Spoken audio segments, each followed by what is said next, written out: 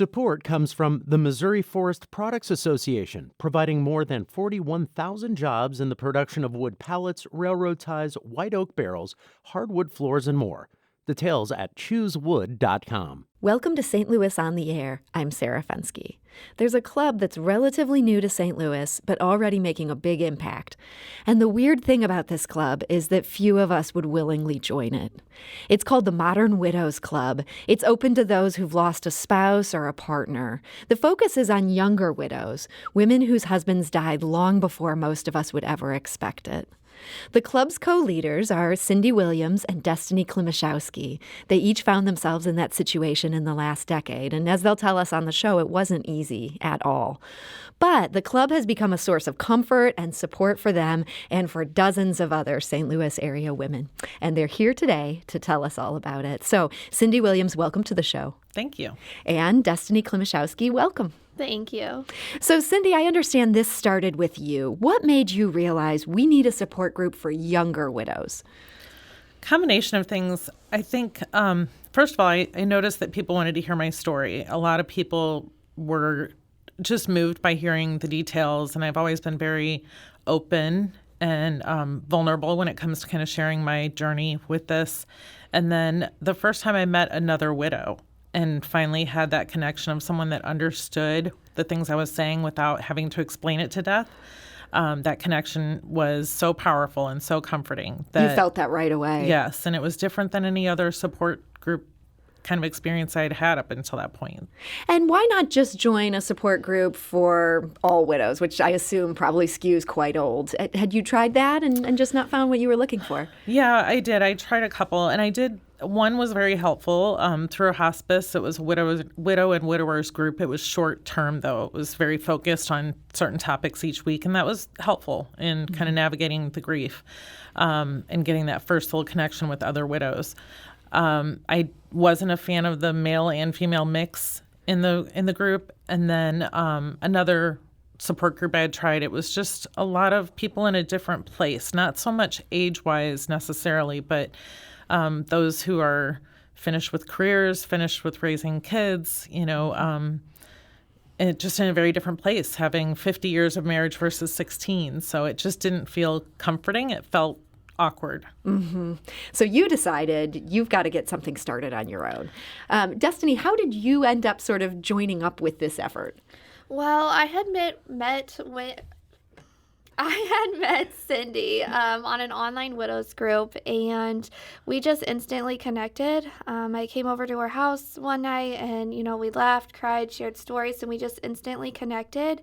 And she had came to me, asking me if I had ever heard of Modern Widows Club, and that she felt like it would be beneficial to get started in our area. And, I already have a lot on my plate, and I figured, people look to me for hope, and it's time to give back, and I decided just to jump on board with her and follow her lead. So this was a national organization, and you guys decided we need a St. Louis chapter. Yes. So how do you even begin to go about starting a chapter? And I'm sure part of the issue is you need to find other widows. Right. And we had found widows. I mean, that part was easy. They had found us. Mm-hmm. Right, exactly. So I had found Modern Widows Club online, their Instagram and Facebook, and was following it. And they post a lot of educational pieces about the statistics about widows, the things that are kind of more challenging to younger widows, kind of the modern widow idea versus younger widow. And so that really helped kind of normalize my experience, knowing that there was a bigger network of women, that someone had already created the wheel. Mm-hmm. I had actually had a couple widows say, oh, we need a group.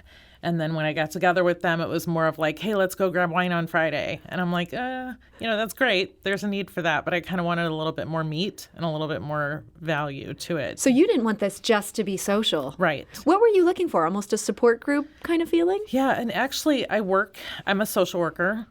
So I do a lot of counseling professionally in my role in hospice. And so somewhere in the middle. Mm-hmm. Not necessarily a support group where it was all about the grief and all about the initial story and the trauma. But I think what's unique to younger widows is that we don't have And I use the word luxury because I'm sure that women who were married 50 years and really, overcome by their grief don't feel it's a luxury. But those of us that are younger and kind of have to get back to work, have to get a kid up in the morning and change diapers and pay bills and all those things and don't have that network of people that understand us. Our closest friends don't get it. It's different. And so we really have to find hope and have to find kind of that glimmer that, oh my gosh, I will overcome this, because you don't feel like you will when it first happens. At the same time, as you mentioned, I mean, this is not like being an older widow where your biggest problem might be just being alone and having so many hours to fill. Having young kids, you're so busy and, having jobs, and this seems like maybe the hardest time of your life to start a club. How do you end up carving out space so that you can make room for what starting an organization entails? I mean, it's really tough. I mean, we both have our full-time jobs. We both have kids and, just a family to take care of. But, it's something that's important to us. And when it's important, you find time, you make time. And, even today, I didn't have a sitter. So, the kiddo's sitting in the other room. But you just make it work. And you just know that people are needing this as much as you once needed it and still do need it. And you just make it work. We're talking to the co-leaders of the Modern Widows Club chapter here in St. Louis. That's Cyndi Williams and Destiny Klimaszewski. And if you're listening and want to join our conversation, we're wondering in particular if you've lost a spouse or a partner at a young age and what got you through that difficult time. You can give us a call at 314-382-8255. That's 382-TALK. Or you can send us a tweet at STL on air or email us at talk@stlpublicradio.org. Now, Cyndi, I know you had said earlier in the conversation that your story is one that you've grown very comfortable in telling. And I'm wondering if you'd be able to share just a little bit with our listeners. Sure. What happened? What made you a widow? Had, the typical marriage, met my husband in high school. We were best friends, and it grew from there. Got married, had the kids, had the, normal life. And one day I had decided to go out of town to visit some friends in Arkansas just for a weekend trip. And we had gone back and forth on going, a friend of mine and I. And so we headed out on a Friday afternoon, hugged and kissed our husbands goodbye, and drove down to Arkansas 6 hours away and showed up late, left my husband Joe with the kids as, he was amazing. He was an awesome dad. So really kind of just let my hair down and got to, be with her for the weekend. And then I woke up in the morning and was getting ready and got a call from my son that Dad was cold and wouldn't wake up. And so the words just honestly didn't even make sense at that time. Like, I can't, these kinds of stories are the moment where, like, you look at another widow and they get it, and everybody else looks at you with, like, horror. Like, I can't imagine. And it's true. I don't want anybody to imagine. But when I can sit with other widows and they get what that moment is like, driving 6 hours back into town, trying to comfort my kids from 6 hours away. And how old were your kids at this time? 8, 12, and 16. So they were old enough to comprehend what was happening, but I'm sure not old enough to even be able to get their heads around this. Right. I mean, for those 6 hours, was there someone who came over to be with them? How did you even deal with that? Yeah, I was very blessed to have an amazing support community between family and friends, my church, the kids' school even. Everybody was amazing. So as soon as I got, it was awful. I had to tell my 16-year-old son that this is the, one time in life that I hope you can forgive me for not being able to buffer life from you. But because he was there, I knew he needed to call 911. So getting off the phone with him in that moment was probably one of the most difficult things I'll ever have to do in my life. And he made that call. And he had to make the call. I called my 12-year-old son's phone and told him to go next door to the neighbors. And to tell them that something was wrong with Dad and that to stay there until we got in touch with them. So, and then I called, just started calling family, called his parents. It was, again, that's the hard one to talk about. Yeah. Calling his parents to tell them was terrible. And it's amazing hearing you relate this story, that even in the moment of the greatest shock of your life, there you were being the mom. You had to continue to take care of the situation and to troubleshoot. And Yes. I imagine that probably went on even in the following days. You couldn't just give up control and let go. Yeah, actually, I think that's one area where I think one of the reasons I feel so driven to do this for other widows is that what I hear from other widows again and again is that they didn't have the blessing of the support community I had.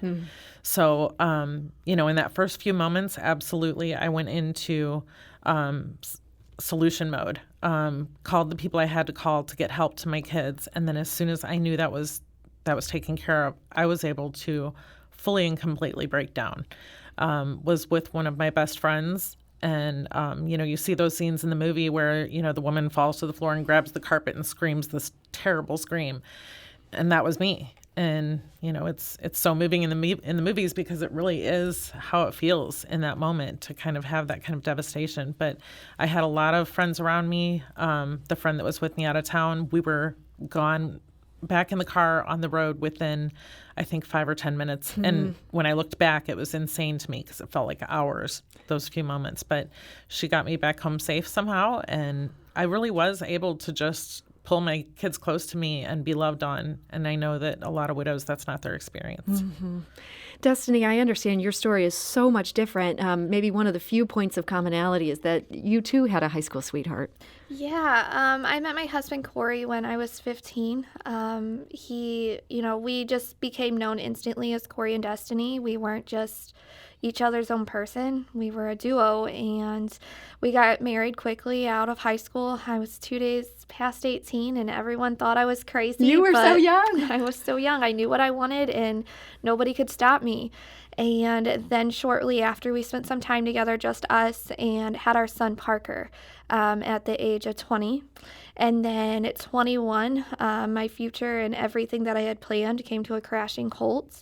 We were on our way to an appointment. It wasn't at 2 a.m. or 5 a.m. It was literally like 5 o'clock in the afternoon on a rural road that we had traveled many times before, and we were hit head-on at 87 miles per hour by a drunk driver.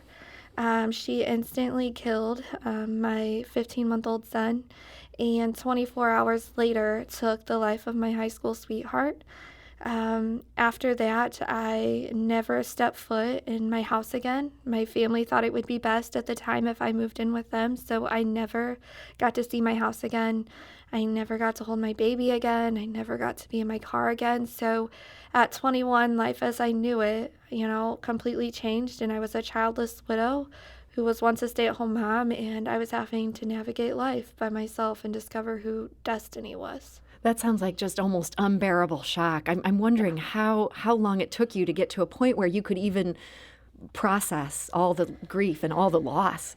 Yeah. My mom, she was out of town as well, and she had to make a 2-hour drive back home to the hospital to come be with me. We were life flighted to a hospital, and I don't remember a lot from the accident. The trauma just kind of took over my brain and wouldn't allow me to remember, and I'm still grateful that I only get to know what I want to know by the questions that I ask. And I don't have to know all the gruesome details, but my mom told me that I had asked over and over again, where's my baby, what happened, and she had to tell me multiple times, and that's when they decided that it was best to medicate me so I could survive. But I would say about a month in, I was driving around by myself and just crying, asking why me, and I didn't want that drunk driver to take any more of my life. She stole the life of the two people who meant the most to me, and I refused to let her steal my life too. And in that moment, I realized that it was up to me to live out our dreams and everything that we hope to achieve. And that's when I decided to start putting one foot in front of the other and start living life. I had to fulfill their dreams. I couldn't let her steal my life too. And so you were able to find yourself in that place within about a month. Yeah, it was hard, and I had to make this conscious decision to get up and get dressed and take a shower and leave the house. But I definitely didn't want to. It was a conscious decision, and it was more so to fight that feeling of not letting her steal any more from me. So Now, hearing your two stories today, these are such different stories. And, for Destiny dealing with also having lost her child, and then Cyndi, you having your children there. And yet it seems like you found such comfort in each other. Mm-hmm. How does that work when the experiences are really so different? I think it's because the reality after the experience, and that's you actually kind of captured exactly why this group works, because we're not about as much of focus on the details of how we became a widow, but the experience of going from grief to growth as a widow. And that tends to kind of draw a younger crowd, just because you don't have that option of... Yeah, we don't get to just sit down and, wallow in our sorrow. We don't have a choice. We have to get up. We still have bills to pay. Cyndi still had kids to take care of. I doctor bills were still coming, and I was a stay-at-home mom, so I still had to get a job, and I still had responsibilities I had to take care of. And I think that's where we all connect, is that, life doesn't stop for us. We still had to keep going. And you did. Yeah. We're talking to Destiny Klimaszewski and Cyndi Williams of the Modern Widows Club, the St. Louis chapter.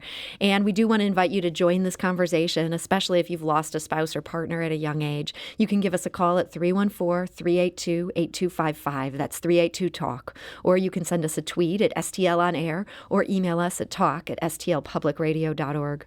We need to take a quick break, and we'll be back shortly to continue this conversation. This is St. Louis on the Air on St. Louis Public Radio, 90.7 KWMU. Support comes from Missouri Forest Products Association, committed to sustainable and sound conservation of the state's forests, which support more than 41,000 Missouri jobs, resulting in a $10 billion industry. ChooseWood.com. And now back to our conversation with the Modern Widows Club. We're talking to Cyndi Williams and Destiny Klimaszewski. They're the co-leaders of the St. Louis chapter. Now, Cyndi, I understand a big game changer for this chapter was finding a donor who was willing to underwrite salaries for the club's leaders. I understand that's not just a St. Louis thing, but a national thing. What happened? Yeah, so for the local chapters, there's no salary. It's 100% volunteer. We don't get any financial benefit from it ourselves, and in fact have to fundraise for ourselves. However, on the national level, I had actually requested 3 or 4 years ago to start a chapter in St. Louis. I knew that far back that there was a need. The fact that Carolyn Capel Moore, who founded Modern Widows Club in 2011, was a huge Cardinals fan, I may or may not have used to my benefit. You got to play that St. Louis card. Right. So even with that, I was not getting the response that I was hoping for from them, which really, on my end, I had no idea why. Last year, I went to Florida and happened to be in the same place as her, I noticed on social media. And so we ended up connecting afterwards, and I reached out to her and was like, oh, gosh, I wish I would have been able to give you a hug. And she's like, that would have been awesome. So she had invited me to a concert, Carrie Underwood concert, and we got to connect with the Southern Illinois chapter at that time, and Jen Fortune. And at the end of that evening, she said, well, that was your interview, ladies. We're going to have a chapter for you soon. So we were so excited. Then we got an invitation to leadership training in October in Tennessee, and a huge fundraiser. And it's the only widow organization that does kind of education and empowerment like that, kind of really investing in the widows and kind of helping them, I guess, step into leadership roles. So we learned a lot more about the organization at that time and found out about some of the widows in the group had taken a trip to Israel last year and met a gentleman that's involved with the Living Legacy Foundation. And Richard had committed to supporting salaries for 2 years for the organization. But prior to that, we were close to closing our doors because Carolyn was just a passionate widow like myself, trying to start this incredible organization, was getting requests like mine from hundreds of people around the country wanting to start this in their community and get this kind of hope in their community. And she just couldn't figure out how to make it work while also paying her bills. So really, honestly, he was our angel. So at that leadership training, he did step up and say that in addition to funding on the national level, he was committing to match up to $5,000 to each local chapter, the new chapters that we're starting this year. So that was amazing for us to kind of have that hope to know that if we get to that level, we'll get that match. So $5,000 coming in from the outside, that doesn't seem like a huge amount of money, but what will you be able to do if you get that and then the match that gets it to 10? Yeah, thank you. Because I think a lot of people are like, $5,000, what are you doing with all that? That's a lot of cookies and coffee. So, no, we really want to do something a little bit more meaningful for these widows that are part of the group. We have a Widows Empowerment event every year as a national organization. This year it'll be in Houston, and we'd love to send a couple of our widows down, and that costs money. But we also would like to have a crisis fund for our widows. And we've told our widows from the start that we are not going to support a widows organization on the backs of widows.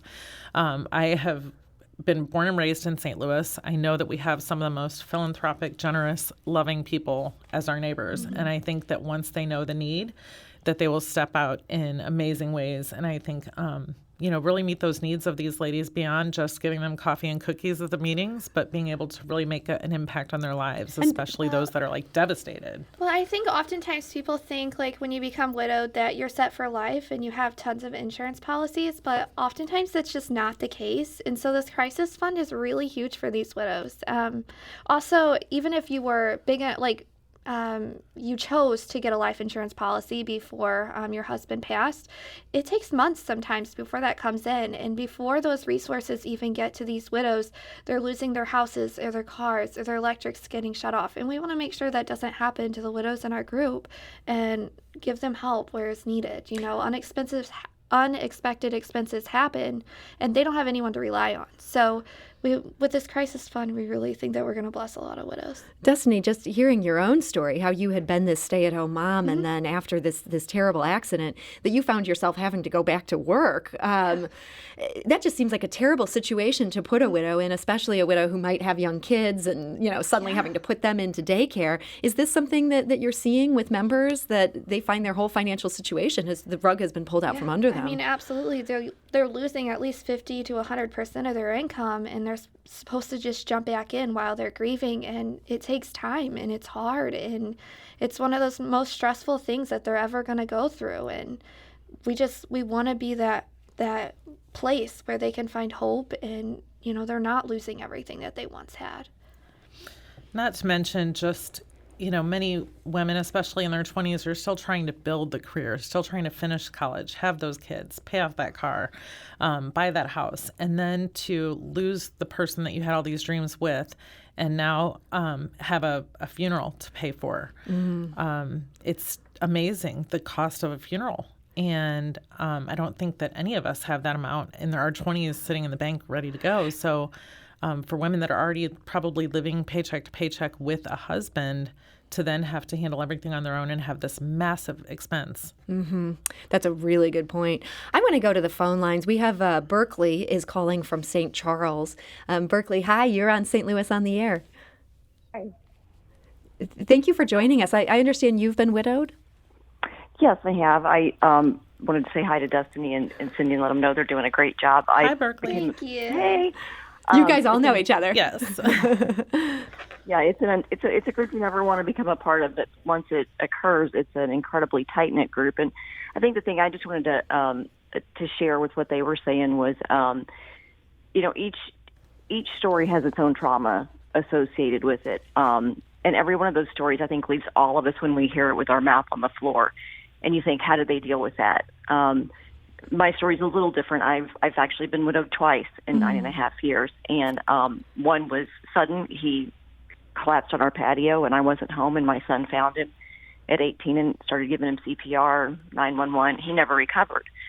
I remarried, and my second husband was diagnosed with ALS, Lou Gehrig's disease, and lived for 18 months before he passed away. Oh, my goodness. And so you have the extreme of shock and then knowing it's coming, having a 12-year-old and 18-year-old versus I'm at an age in life where my kids are empty nesters, but I'm not even 50 yet. So I think that's the benefit of the group, is it brings people from all different perspectives together to be able to share not just the story, but the aftermath that comes, and the ability to give hope and say that the trauma that you're feeling right now, the searing that your heart's going through, it's terrible. And grief never leaves you. I mean, you deal with it the entire time you're alive, but it doesn't hurt. It doesn't ache. It doesn't take you to the ground the way it does in the very beginning. And I think having people to say that, but also to see them living it, is a huge benefit. And at the same time, they understand what I'm going through today. And most of your friends don't. When you're this young, most of your friends are still married, and that's what you want. Mm-hmm. But they don't get what it's like to have every decision you make for your children be 100% on your shoulders. And that the person who was there to carry that burden with and discipline them with, and just everything that goes with having kids, it's completely gone. And for some people like the three of us, it was gone instantaneously. Mm-hmm. There was no prep for that. And I remember saying to my daughter one time, when she was just being a lovely 13-year-old, I said, you know what? I didn't show up at the funeral home when I took your dad's clothes. They did not give me a brochure on how to do this. I'm figuring this out too. And I think that was one of the hardest things that I see with friends of mine who've been widowed with young kids and teenagers and are still dealing with that, is you're going through your own grief, and there's no pause button. Mm-hmm. And you're trying to do the best you can, and you're trying to figure out, is this grief? Is this teenage angst? What am I going through, and how do I respond to it? And it is just literally overwhelming. So to be able to go to a group and have somebody just be able to say a comment, and everybody's not telling them how to do it, which is unfortunately what we get more often from people who haven't experienced it. Mm-hmm. They just listen and say, I get it. And that person may ask for advice. What did you find helpful? What worked for you? But you've got people that you're asking who have a real life experience and a basis grounded in that, and not just a speculation. That makes sense. I would. Not the same. Yeah, Berkeley, I see where you're coming from in that. And Cyndi, it sounds like you can relate to what Berkeley was talking about just now. Absolutely. And one of the things that she had said that really is a big resounding feeling in all the widows that I work with, as far as their healing journey. You are having so many people who cannot fathom your loss, and they want to talk to you about their loss, whether it's, from a pet to their parent to their neighbor. They want to talk about their loss and compare it. And when it's such a different loss. It is very different, and I work with loss every single day, and every single loss is devastating. Grief is devastating on some level or another, because if you loved someone, then you have to pay the price after they're gone for that. But the loss of a spouse is so incredibly different, and it's not better or worse or whatever. It's just very different. And so most of us don't want to get advice from anyone other than someone who's walked in our shoes. And yet, by and large, the support groups are not run by widows. They're run by professionals who are great at walking people through grief, but not speaking to widow grief specifically. Mm-hmm. And that's big. So for those of us who might find a widow in our lives, a friend of ours, say, who unexpectedly loses their spouse, it sounds like it's not good for us to try to give advice when we haven't been there. Any other suggestions that you would say where we can actually be a good friend rather than making things worse? I feel like sometimes it's better to just not say anything at all and just listen and just be that shoulder, Go to lunch, just listen, You don't always have to have something to say, and because oftentimes those silly things that we could all of us widows could probably write a book about are those things that people feel like they just wanted to say something, but it's in that moment that it's probably best just to not say anything. It would have been better to not talk. That's good to know. I think all of us can take that advice. Cyndi, I see you nodding. Absolutely. That's part of, I think, what our group's focus is that makes us a little different too, is not just walking that from grief to growth journey for ourselves, but also pave the way for widows that are newer and for widows that are going to happen tomorrow and next year, just to educate our community, reach out to the places that are serving widows like churches and funeral homes, and make appointments with them to kind of sit down and say, what are you doing for widows? And can I talk to you a little bit about why that maybe isn't working? Mm-hmm. That seems like that would be so helpful. For those who do want to support your club and get involved with helping with this crisis fund that you talked about, what is the best way that they can do that? Go to modernwidowsclub.com, and under the Give section, choose the St. Louis chapter on the drop-down menu to keep every dollar here local. That's one way. Another way, if you own a business, you have products or services that you want to donate, you can reach us at St. Louis. Actually, on that same website, there's a contact link, but it's St. Louis at modernwidowsclub.org.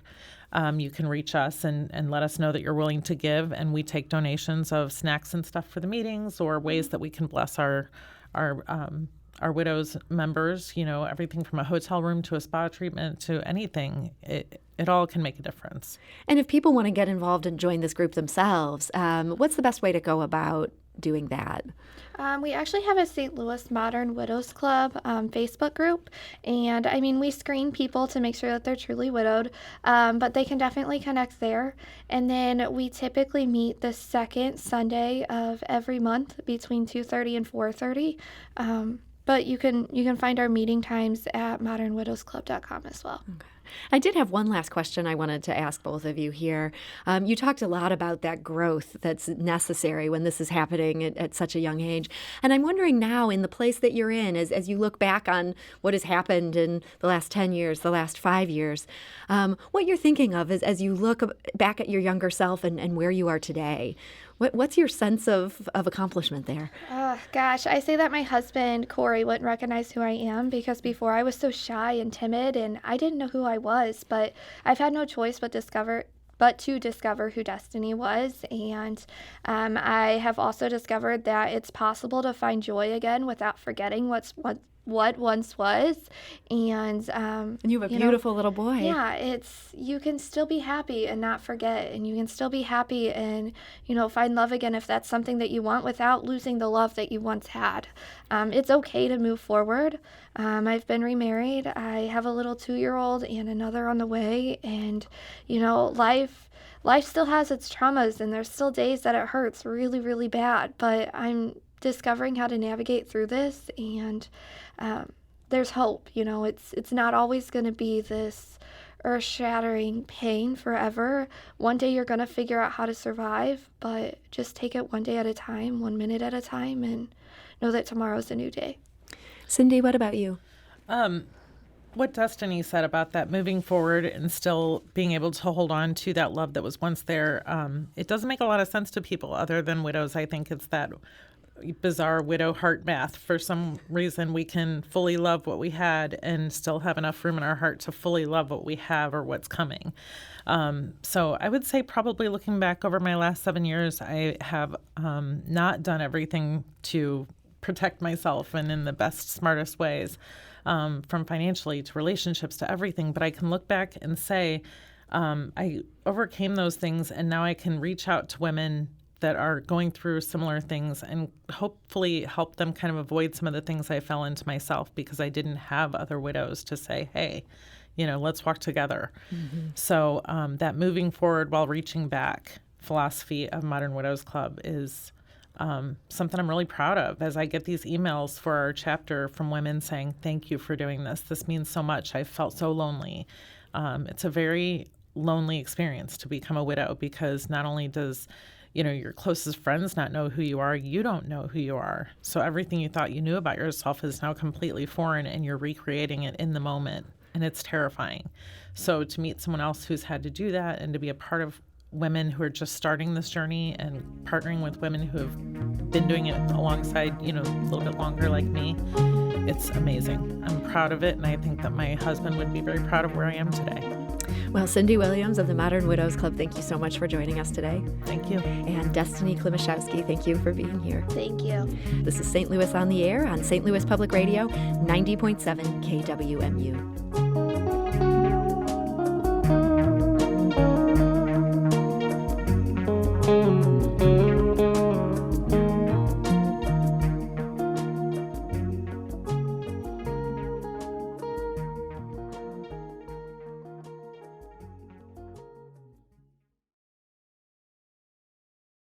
Support comes from Missouri Forest Products Association, committed to sustainable and sound conservation of the state's forests, which support more than 41,000 Missouri jobs, resulting in a $10 billion industry. ChooseWood.com.